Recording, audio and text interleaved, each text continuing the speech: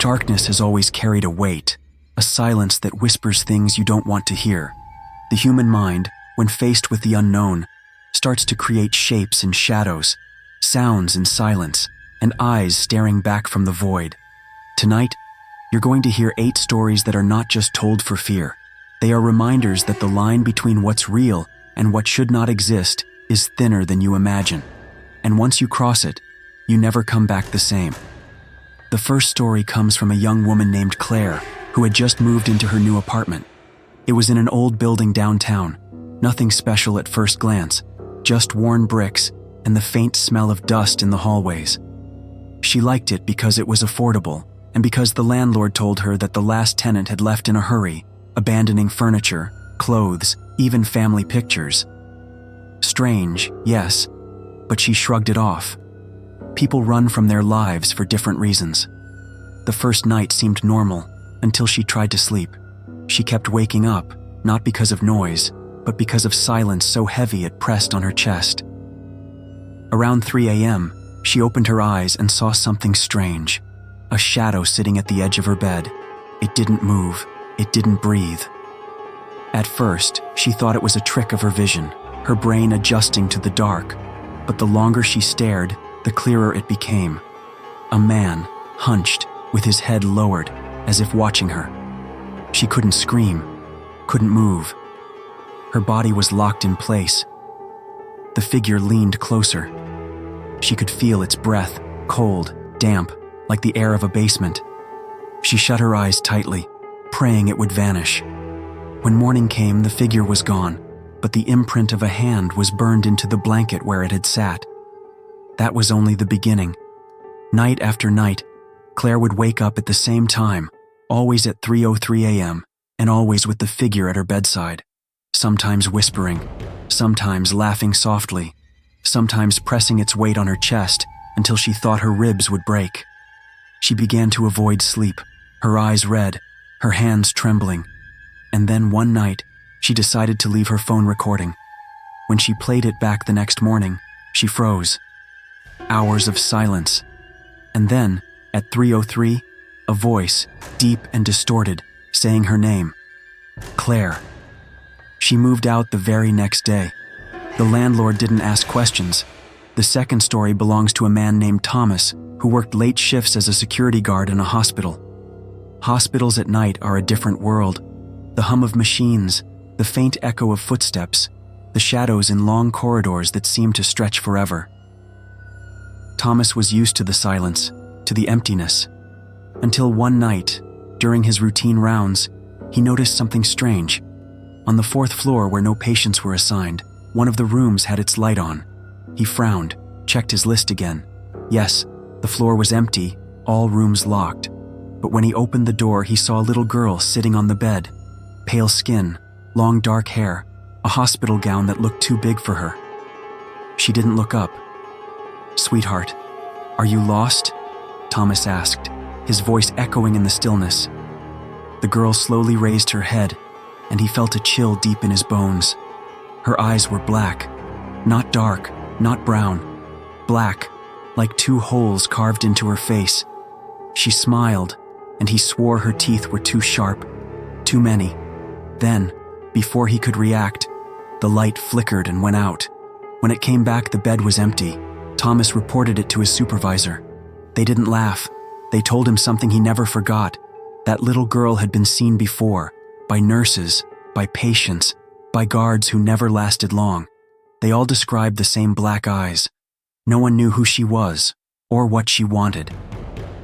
From that night forward, Thomas avoided the 4th floor. But sometimes, when he passed by, he could hear faint giggling behind the locked doors. The third story comes from a rural town, where superstition is part of everyday life. Miguel, a farmer, often worked until dusk in the fields. He knew the stories of La Llorona, the weeping woman who roams rivers and roads searching for her children. But he never believed them. Until one night, he had no choice.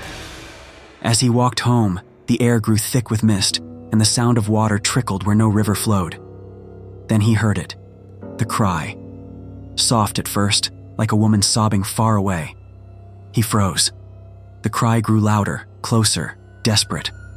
Mis hijos. ¿Dónde están mis hijos? The voice tore through the night, echoing across the empty fields. Miguel's legs trembled. He tried to move, but his body resisted. Then, from the corner of his eye, he saw her. A tall figure in a white dress, long black hair hiding her face. Her body floated above the ground, her gown wet, dripping endlessly onto the dirt that never absorbed the water. He remembered his grandmother's warning, never look directly at her face. But curiosity was stronger. He glanced, and what he saw destroyed his mind. Her face was not human, but a skull covered in rotting flesh, her jaw hanging unnaturally wide as she screamed into his ears. Miguel was found the next morning by neighbors, lying unconscious in the field, his hair turned completely white. He never spoke again. The fourth story happened in a college dorm, to a group of friends who thought playing with a Ouija board would be just a joke. It was supposed to be harmless fun, candles lit, hands placed lightly on the planchette, laughter filling the room. But when they asked, "Is anyone here with us?" the laughter died. The planchette moved, slowly, spelling, "Yes." They looked at each other nervously. One of them whispered, "What's your name?" The board spelled M-A-R-K.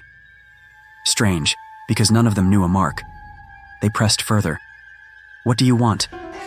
The planchette moved faster this time. "To come in." The candles flickered violently. A cold wind rushed through the closed windows. One of the girls screamed, pulling her hands away, but the planchette kept moving on its own, sliding furiously across the board until it spelled, "Let me in, let me in, let me in." Suddenly the door to the dorm slammed shut, though no one was near it. The lights burst, sparks showering onto the floor. In the chaos they heard it, a deep growl, not from outside, but from inside the room. The board caught fire. They managed to put it out, but the scorch mark remained, impossible to clean, burned into the table like a scar. None of them ever touched a Ouija board again. But even years later, each of them admitted to the same thing. At night, in their own homes, they sometimes heard knocking on their doors. 3 knocks, always 3. And when they checked, no one was there. The fifth story is perhaps the most unsettling because it happened in broad daylight. A man named Daniel was driving through a lonely stretch of road on his way back from visiting relatives. The sun was still up, but the road was empty, surrounded by endless forest. He saw something ahead, what looked like a woman standing by the roadside, waving for help. Her clothes were torn, her face pale. Daniel slowed down, rolled down the window, and asked if she needed help. She didn't answer. She just kept pointing at the forest. Against his better judgment, he stepped out. "Are you hurt?" he asked, approaching her slowly. She turned to him then, and her face was gone. No eyes, no mouth, no nose, just smooth, pale skin stretched across where her features should have been. Daniel stumbled back in horror. The faceless woman tilted her head, as if curious. Then she raised her hand and pointed directly at him. Daniel ran back to his car, heart racing. He sped away without looking back. But the next time he checked his rearview mirror, he wished he hadn't. The faceless woman was sitting in his back seat. He swerved, almost crashing, but when he dared to glance again, the seat was empty. To this day, Daniel refuses to drive alone. The sixth story belongs to a family who moved into an old Victorian house, the kind that creaks with every step, the kind that smells like history and dust. They loved it at first, the charm, the character, the beauty. But the attic was different. Every time they went up there, they felt watched. And then they found it, hidden beneath a loose floorboard, a diary. It belonged to a little boy named Samuel, dated over 100 years ago. At first, the entries were innocent, talking about school and friends, but as the pages went on, the tone shifted. He began writing about the man in the corner. At first, he said the man was kind, telling him secrets, playing games. But later, entries grew darker. The man says I must hurt them. The man says he will take me away. The final entry, written in messy, desperate letters, simply said, "The man is here. Goodbye." That same night, the family began hearing footsteps in the attic, scratching sounds, soft whispers, and sometimes, laughter. They locked the attic door, but it didn't matter. At night, they could hear the footsteps descending the stairs. One night, the father woke up to find a figure standing in the hallway, small, a child, but when he turned on the light, it vanished. The diary still sits in that house, and whoever reads it says the same thing. They feel someone standing right behind them. The stories never end, they only evolve, lingering like shadows that stretch far longer than the night itself. After hearing about Claire, Thomas, Miguel, the faceless woman, the cursed Ouija board, and the child in the attic, you may think fear has reached its limit, but there are corners of the world where darkness is thicker, heavier, where spirits don't just haunt, they claim. And once you cross their path, your life becomes a story others whisper in fear. The seventh story begins with a man named Richard, who lived alone in a small countryside home. His life was ordinary, even dull, until one cold November night when he woke to a strange sound. It wasn't the wind, nor the creak of wood. It was singing. A woman's voice, soft and melodic, drifting through the walls of his house. At first, he thought it was the television left on, but when he checked, everything was off. The song continued, echoing from outside his window. He pushed the curtain aside and froze. There, standing in the moonlight just beyond his yard, was a woman in a long gown. Her hair was long and tangled, covering most of her face. She swayed side to side as she sang, her voice both enchanting and terrifying. Richard couldn't move. He was caught between fascination and dread. The song grew louder, pulling him. Against every instinct, he opened his door and stepped outside. The night was freezing, but he didn't feel the cold. He walked toward her, each step heavy, his heart racing. When he was only a few feet away, the woman stopped singing. Slowly, she lifted her head. Her eyes were hollow, black sockets dripping with what looked like tar. Her mouth stretched open, unnaturally wide, and from within came not a song, but a shriek so loud and piercing it split the silence of the night. Richard fell to the ground, covering his ears, blood trickling down from them. Neighbors found him hours later, shaking, deaf, and mumbling nonsense. The woman in white was never seen again. But Richard, even in silence, still rocks back and forth every night, mouthing the lyrics of a song no one else can hear. The eighth story follows a group of friends who decided to spend a weekend hiking in the mountains. They brought tents, food, and firewood, eager to escape city life for a while. The first night was peaceful, until one of them, Jenna, woke up to the sound of something dragging outside the tent. It was slow, heavy, like a body being pulled across the dirt. She held her breath, listening. Then came the scratching, long nails scraping against the fabric of the tent. She shook her boyfriend awake, but when he sat up, the sound stopped. They unzipped the tent, flashed their lights outside. Nothing but trees. The next night, the same thing happened. Dragging, scratching, always around 3 a.m. They thought it was an animal, maybe a bear, but the marks outside the tent weren't paw prints. They were long, thin, deep grooves in the soil, like fingers clawing through the earth. On the third night, they decided to stay awake and keep watch. Around 3, the dragging began again. They shone their flashlights in every direction until the beam landed on something that made their blood run cold. About 20 feet away stood a figure. Tall, gaunt, its limbs too long for its body. Its skin was pale, stretched tight over bones, its mouth hanging open in a silent scream. It didn't move at first, just stared at them with eyes that glowed faintly in the dark. Then it dropped to the ground and began crawling toward them, fast. The dragging sound they had heard all along wasn't from something outside the tent. It was this thing, pulling itself with its arms, its nails gouging the earth as it moved. They screamed, grabbed their bags, and ran without looking back. They didn't stop until dawn. When they returned with park rangers later that day, the campsite was destroyed, tents shredded, belongings scattered, the ground covered with deep claw marks circling where they had slept. The rangers exchanged uneasy looks. "This isn't the first time," one of them admitted quietly. The 9th story is about a boy named Ethan who loved exploring abandoned places. His town had an old asylum, closed down for decades, rumored to be haunted. Of course, that made it irresistible. One afternoon, he and 2 friends broke in, their flashlights cutting through the dust and decay. The halls smelled of mold and rust. Doors hung crooked on their hinges.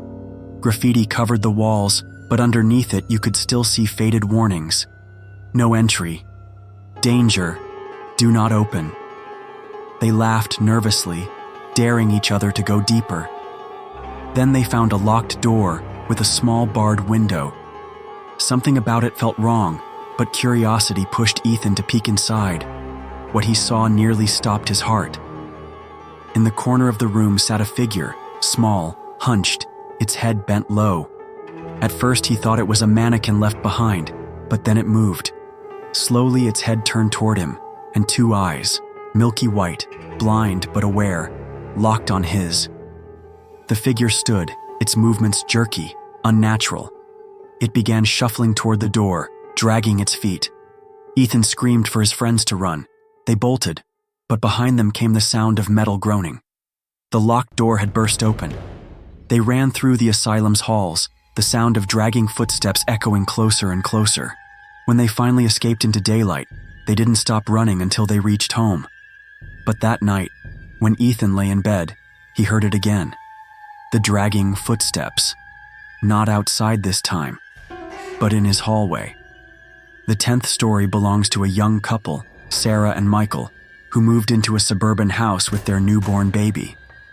The house was perfect, spacious, bright, safe. But within weeks, things began to change.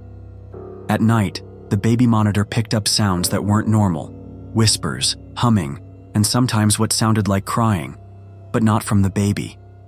One night, Sarah woke to find the monitor glowing, though it was off. She picked it up and froze. On the tiny screen was an image of their nursery, but it wasn't live. It was dark, old-fashioned, with cracked walls and broken furniture. In the crib wasn't her baby, but something else. A small, withered figure with gray skin and hollow eyes stared back at her through the screen. Its mouth opened in a grotesque grin. Then, the figure slowly lifted its tiny hand and waved. Sarah screamed, waking Michael, but when he looked, the monitor was blank. The next morning, they checked the nursery. Everything was fine. But when they lifted their baby from the crib, they found small handprints on the blanket, prints too big, too long to belong to a child. The 11th story drags us into something darker. A teenager named Alex had a fascination with the paranormal. He recorded ghost hunting videos for fun, but one night, he stumbled on something he couldn't explain. While exploring an abandoned church, his camera picked up a voice, deep, guttural, saying words in Latin he didn't understand. At first, he thought it was a prank, maybe other kids hiding. But when he replayed the footage, the voice wasn't alone. There were screams layered beneath it, dozens of them, like a chorus of agony. That night, Alex couldn't sleep. His room grew unbearably cold. When he looked at the mirror, his reflection didn't move with him. It smiled when he didn't. It blinked when his eyes were still. By the next day, he refused to film again. But his friends said he was different now. His laugh wasn't his own. His eyes seemed darker. And sometimes when he spoke, it wasn't his voice. It was deeper, older, something that didn't belong to him. The 12th story is about a bus driver named Raul who worked the night shift. His route passed through long stretches of deserted roads. One night around 2 a.m., a passenger boarded, a woman in a black veil, carrying a bouquet of wilted flowers. She didn't pay, didn't speak, just walked to the back and sat down. Raul thought it was odd, but he continued driving. At each stop, No one else got on. He glanced at the rearview mirror to check on her, but the seat was empty. Startled, he pulled the bus over, turned around, and there she was. Sitting closer, her veil lifted slightly, revealing a face pale as death, eyes sunken deep. She whispered something, but he couldn't understand. The flowers she held began to crumble into ash, falling to the floor. Terrified, Raoul slammed the doors open and ran. When he returned later with the supervisor, the bus was empty, the only trace of her presence the ashes scattered on the back seat. He quit that job soon after. But sometimes, when he's alone, he swears he still smells the faint, rotting scent of dead flowers. The 13th story comes from a girl named Lily, who often babysat for her neighbors. One evening, she put the children to bed and settled on the couch to study. Hours passed peacefully until she heard footsteps upstairs. Thinking one of the kids had woken, she went up to check. But both were asleep. As she turned to leave, she noticed the closet door in the hallway was slightly open. She swore she had closed it earlier. Slowly, she pushed it shut. Later, the footsteps returned. Louder this time, heavier. She rushed upstairs again, heart pounding. The kids were still asleep, untouched, but the closet door was open again, wider. She leaned in cautiously, shining her phone's flashlight inside. For a split second, she saw something crouched there. Tall, hunched, with long arms wrapped around its knees. Its head snapped up, and two gleaming eyes caught the light. She slammed the door shut, shoved a chair against it, and grabbed the kids, fleeing the house. When the parents came home, they didn't believe her, until they checked the closet themselves. Inside, scratched into the wood, were the words, "Let me watch." The night never gives back what it takes. Once you've stepped into the silence where shadows live, you carry them with you. Some people leave haunted houses, some leave cursed roads, some leave the places where their lives were torn open. But the fear follows. It finds new ways to remind you that the stories you've heard are not just stories. They breathe, they wait, and they come back when you least expect them. The 14th story comes from a man named Henry, who moved into an apartment above an old antique shop. He liked the place, even if it smelled faintly of dust and age. The owner of the shop was an elderly woman who warned him not to go into the storage room in the basement. She said it was dangerous, though she wouldn't explain why. Henry laughed it off. One stormy night, the electricity went out.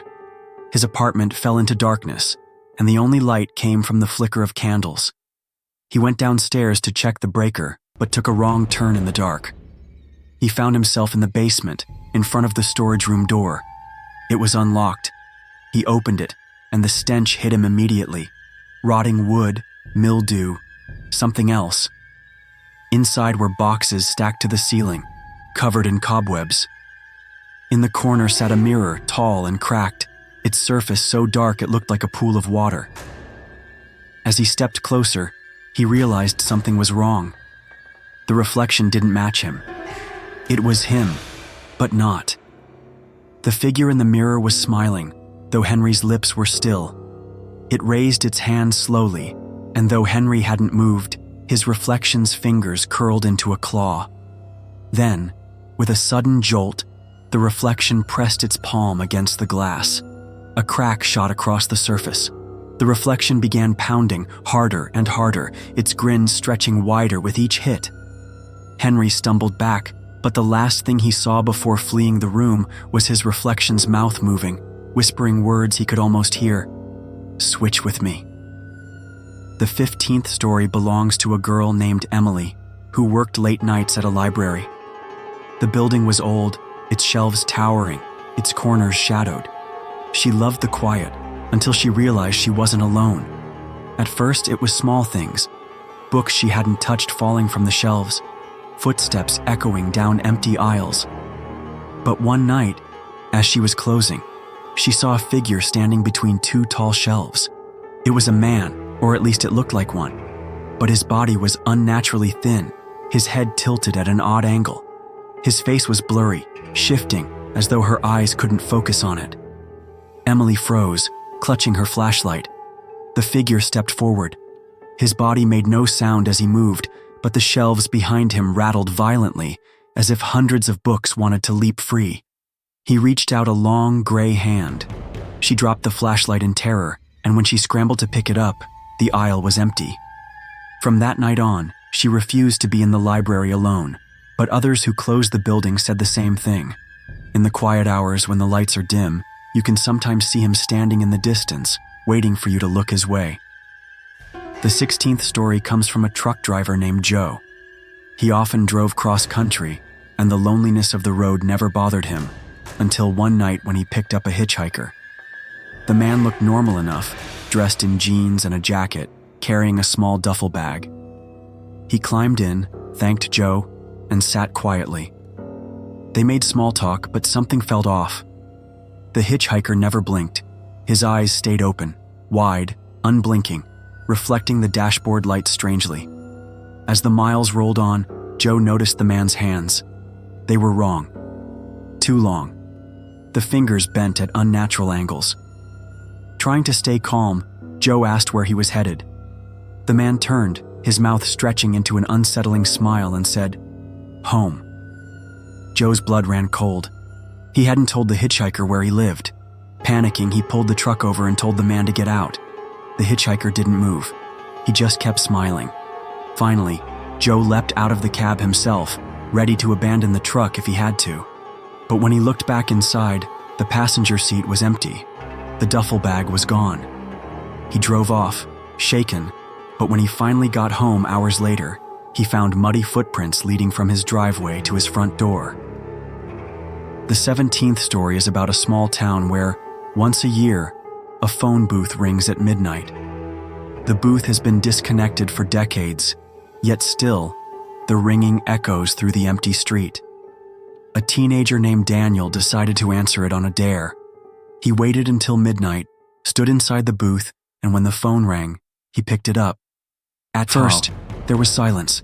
Then came a voice. Low, raspy, familiar. "Daniel," it whispered. He froze. The voice was his own. It began speaking, fast, frenzied, telling him things he shouldn't know, things about his future, about his death. "You won't live past 19, the voice hissed, "and it will happen here on this street." Daniel dropped the receiver and ran, but a year later, almost to the day, he was found dead just yards from the booth. No one could explain how or why, and still, each year at midnight, the phone rings again, waiting for someone else to answer. The 18th story is the last, and perhaps the most unsettling, because it doesn't belong to any one person. It belongs to anyone who hears it. There's an old tale about a painting. No one knows where it came from, only that it has passed from hand to hand, each owner regretting it too late. The painting depicts a house, gray, decrepit, with a single window glowing faintly in the dark. It's said that if you stare at the painting long enough, you'll notice something new inside the window. At first, just a shadow, then a face. Then the figure begins to move, pressing closer to the glass each time you look.